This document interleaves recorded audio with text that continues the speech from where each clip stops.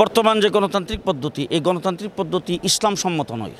বাকি রইল ইসলাম এই দেশে প্রতিষ্ঠা করতে হইলে আমরা বিশ্বাস করি এই গণতান্ত্রিক পদ্ধতিতে হবে না।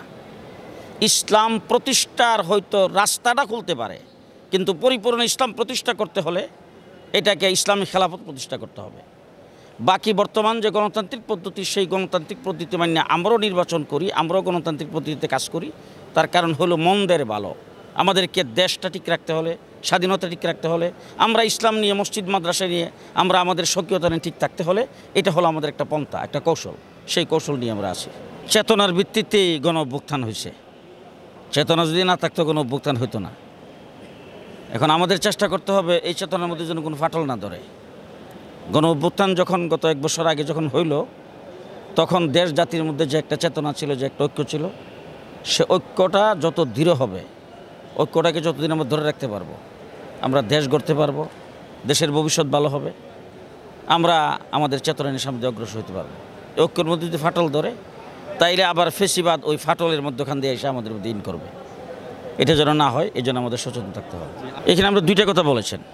একটা হলো আমাদের জাতীয় ঐক্য। জাতীয় ঐক্যের মধ্যে যেই ফাটলের কথা বলতেছেন, আসলে এটা ফাটল না। রাজনৈতিক দল ভিন্ন ভিন্ন থাকবেই। আমাদের বাংলাদেশে নিবন্ধিত রাজনৈতিক দল আছে প্রায় 43টার মতো, আরও এখন নিবন্ধন আরও বাড়তেছে।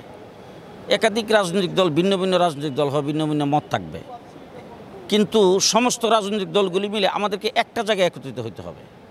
ফেসিবাদের বিরুদ্ধে, জুলুম নির্যাতনের বিচার, গুম হত্যার বিচার, লুণ্ঠনের বিচার, দেশকে তলাবিহীন জুড়িতে যারা পরিণত করেছেন, এই দেশ জাতির স্বার্থে আমাদেরকে এই জায়গাটাই ঐক্যবদ্ধ হতে হবে। আমরা যদি এই জায়গায় ঐক্যবদ্ধ হইতে পারি আর কি, তাইলে এরপরে দেশের জনগণের কাছে আমরা যাব। জনগণ যাকে ভোট দিয়ে নির্বাচিত করবে সে সরকার চালাবে। কিন্তু দেশে যাতে লুণ্ঠন আর না হয়, গুম যাতে না হয়, বিচার বহির্ভূত হত্যা যাতে না হয়, নির্যাতন নিপীড়ন যাতে দেশে না আসে, এই জায়গায় আমাদের ঐক্যবদ্ধ হওয়া দরকার। 2 নম্বর কথা বলেছেন এদেশে উলামায়ে কেরাম। এদেশে উলামায়ে কেরাম অতীতে এক ছিল, এখনও এক আছে, সামনেও এক থাকবে। মৌলিক বিষয়ে আমরা সবাই এক, তার মধ্যে কোনো ভেদাভেদ নাই। হ্যাঁ, বিভিন্ন বিষয় আছে, আংশিক বিভিন্ন বিষয়, যেই বিষয়গুলি নিয়ে আসে আমাদের মধ্যে মতানৈক্য আছে, সেগুলি হলো মানে মৌলিক কোনো আকীদাগত বিষয় না, সাংগঠনিক বিষয়। আমি মনে করছি আমার একটা সংগঠন এই দাসে চললে ভালো হবে, উনি মনে করছে ওনার সংগঠনটা এই দাসে চললে ভালো হবে।